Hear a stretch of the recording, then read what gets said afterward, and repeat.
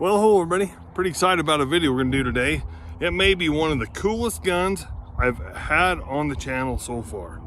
I'll show you the box it comes in. You guys can read that. UZI 9mm carbine. Let's get the box open and see what's in here. Okay, that's how it comes. So this is in the original box. I am not sure this gun has hardly been fired. It comes with 5 magazines. Seems like it fits like nice and neat in there. 16-inch barrel. No, that is not. I am not sure how long the barrel is on that. Comes with the original sling. Man, this guy is just cool. I don't care what you say.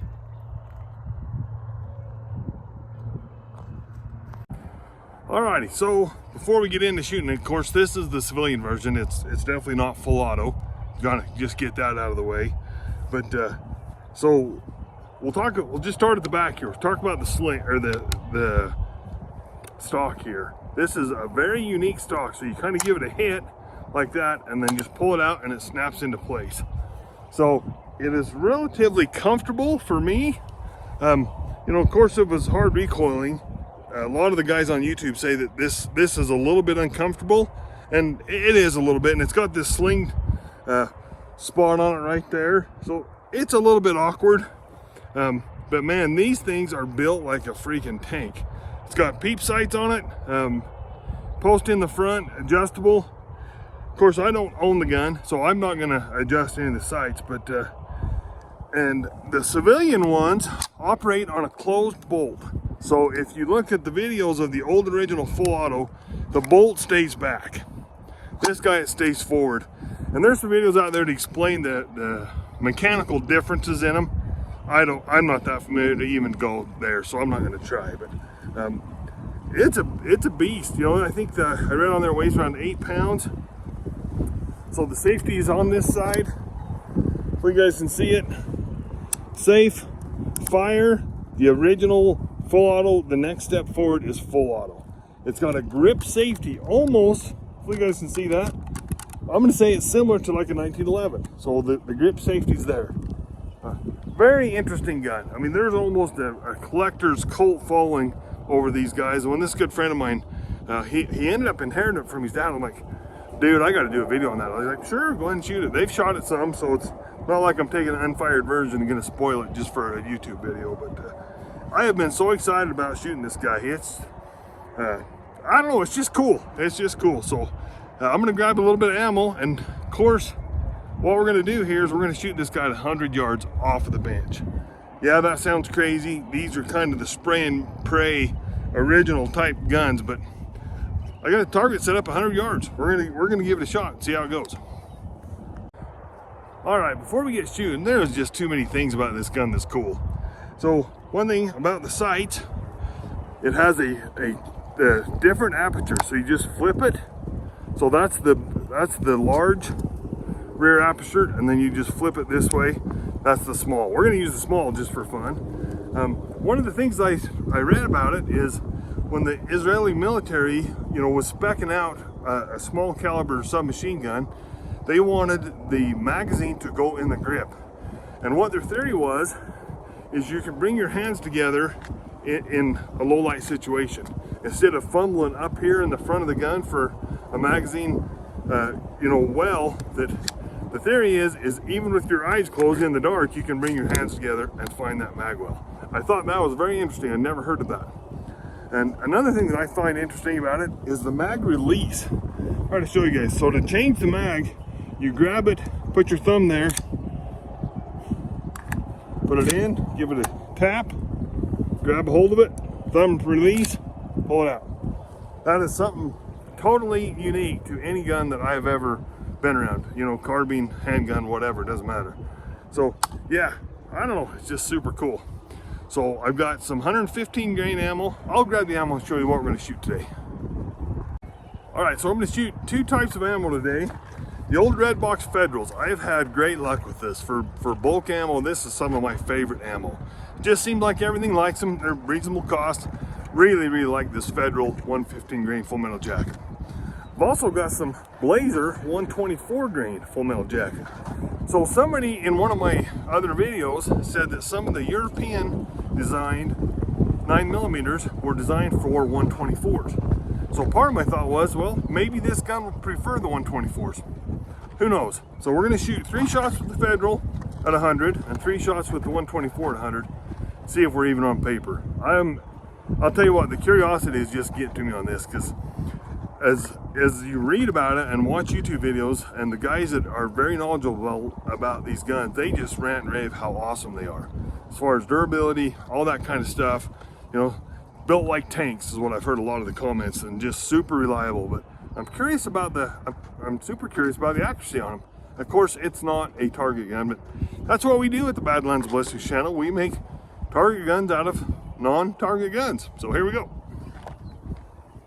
So one thing that I've read on, or seen on YouTube channels and stuff, that these mags can be pretty difficult to load. They're kind of a staggered deal. Hopefully you guys can see that. And I can see they're a little different than what we're used to loading in a SIG 320 or whatever. So they are a little different. But the stuff I've read is once you get 32 rounds stuffed in this bad boy, it is hard to get them in. So anyway, thought that was interesting. But we'll go ahead and shoot 3 shots of each one right now.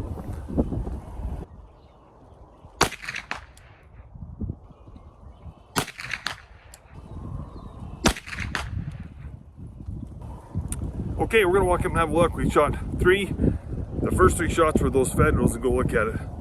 I'll tell you what, that thing is a dream to shoot.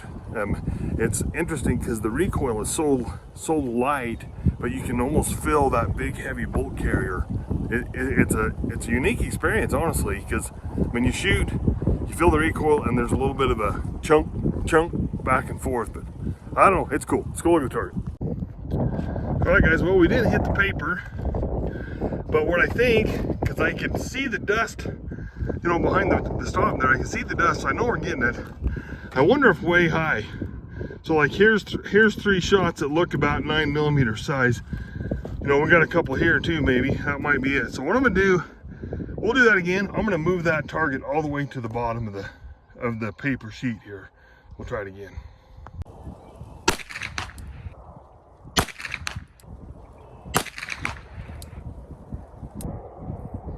Okay, let's go look at the target. All right guys, if you've watched this channel much, you know that I'm an accuracy nut, right?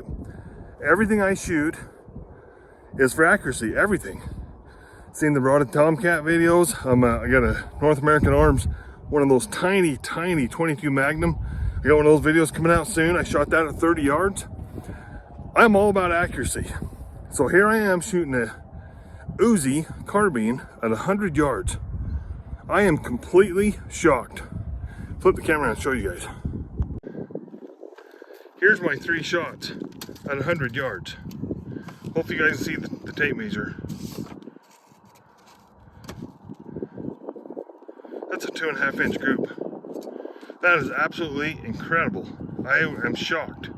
That is phenomenal for that gun. So the sights need to be adjusted. I'm not going to try to kid anyone here. I'm aiming at the top of this target right here. So whatever reason, that gun is shooting about 2 feet high. So I'm going to mark those, and then I'm going to be very interested to see what the 124s do, because they may have a completely different point of impact. But we'll go ahead and mark those.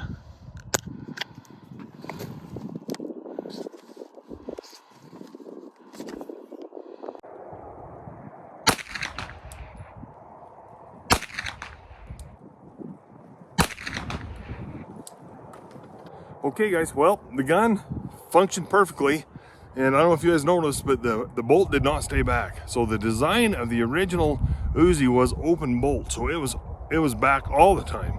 So with these conversions to semi-auto only, not sure exactly the mechanics of it, but it does not stay back, and it's functioning great, and it's not supposed to stay back by design. So I'm really excited to go see what these 124s will do. Let's go have a look.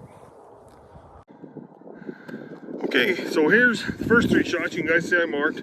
So here's the second one, or here's 1, 2. I'm sure that I went high on that other one because it's shooting so dang high. Shows a preference for the 115s, but heck, it's still, you know, I mean, I don't know where the other one is, but it doesn't matter. Okay, we're gonna have some little bit of fun with this. I loaded the mag fully up with 32 rounds. I'm gonna say that whatever they're saying that it's hard to load, I disagree. It was pretty simple, but we'll shoot a couple rounds with it like in the folding stock carbine style. Then we'll pull it down and hip shoot, and we'll just have some fun with it.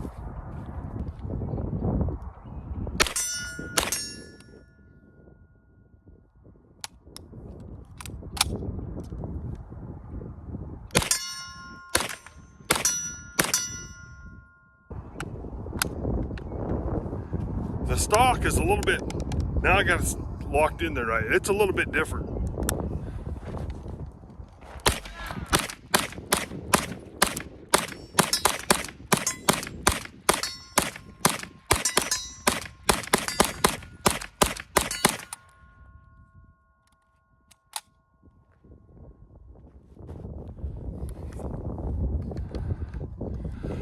I don't care who you are, that is a lot of fun.